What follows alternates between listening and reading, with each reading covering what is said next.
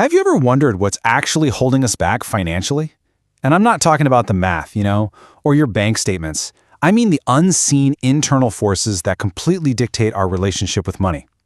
Well, welcome to this explainer. Today, we're unpacking a really profound dynamic, one that exists entirely within the mind. We're peeling back the layers on the psychology of perpetual poverty, because instead of just looking at financial struggle as this boring spreadsheet of income and expenses, we're going to explore it as a living, breathing psychological ecosystem. Think of this as a documentary-style journey right into the mind's hidden mechanics. We're investigating source material that, honestly, challenges pretty much everything we think we know about financial stagnation. We're bringing the invisible architecture of our daily money decisions right up to the surface. Okay, let's dive right into this. It's a pretty stark, almost uncomfortable question to look at, isn't it? Why do most stay poor forever?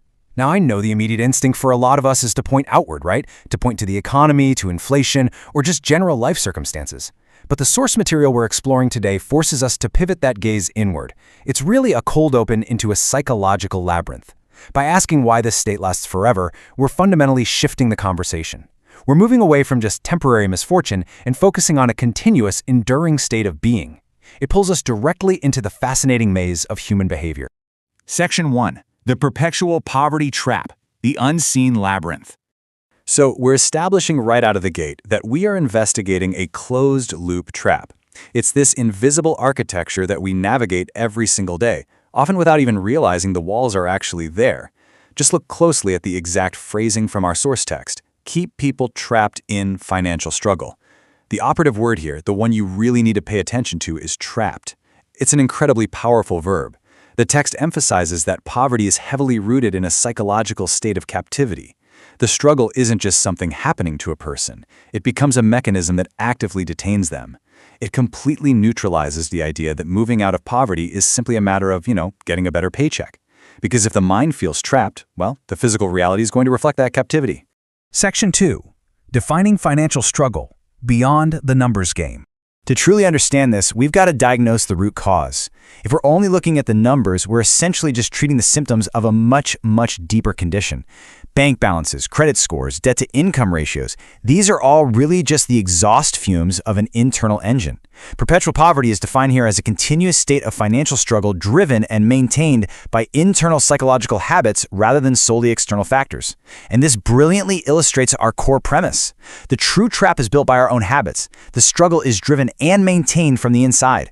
Now, it doesn't deny that external factors exist, of course they do, but it places the sustaining power, the actual fuel that keeps the poverty perpetual, squarely on our internal psychological routines.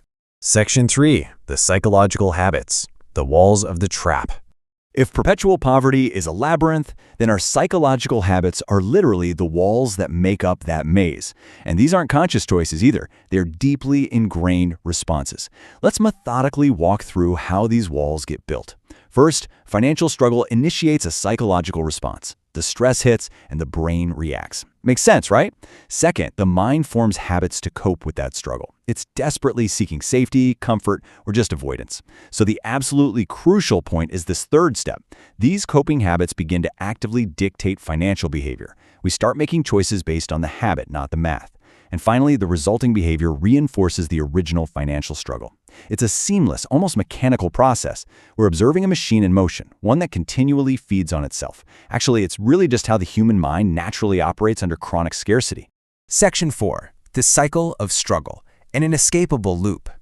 This is where those individual habits we just talked about start to interlock. They connect end to end to create this perpetual spinning wheel. Because the real danger isn't the initial financial hit. The real danger is creating a closed circuit that becomes nearly impossible to break out of once it starts turning.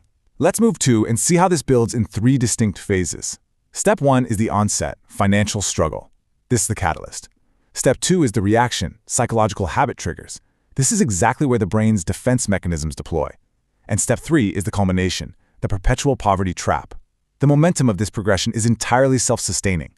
Step 2 just seamlessly locks you right into step 3. But the brilliance of visualizing it this way is that you can pinpoint exactly where an intervention has to happen if you want to stop the progression. Now, what's really interesting about this comparison is the stark contrast it draws. On the left side, we have situational financial struggle. This is what happens when you lose a job or, say, the economy tanks. It's driven by external economic factors. It's temporary. But over on the right side, we have perpetual poverty. And this is driven and maintained by internal psychological habits. We are literally looking at the difference between an external symptom and an internal disease. Situational struggle is something that happens to you, but perpetual poverty, according to the source material, is something that psychologically at least is maintained by you. Section 5. Why this matters now. Recognizing the unseen forces. So why spend time dissecting all these concepts? Well, because diagnosing the right problem is really the only way to find an actual solution.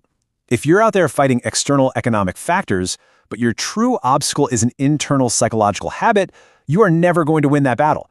Awareness is what dismantles the labyrinth.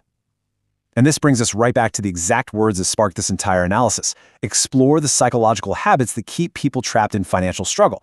This is the central thesis laid bare for us. It's a profound invitation to look past the surface. It's asking us to really recognize the weight of that word trapped and to finally acknowledge that the bars of the cage are forged by our very own habits. We've mapped out the labyrinth. We've seen exactly how the walls are built and how the cycle just sustains itself over and over. We've explored the psychology of perpetual poverty from the outside looking in. But hey, information is really only as good as its application, right? So, as we wrap up this explainer, I want to turn the lens directly onto you. I want to leave you with one absolutely vital question to consider regarding your own financial journey. Which psychological habit traps you?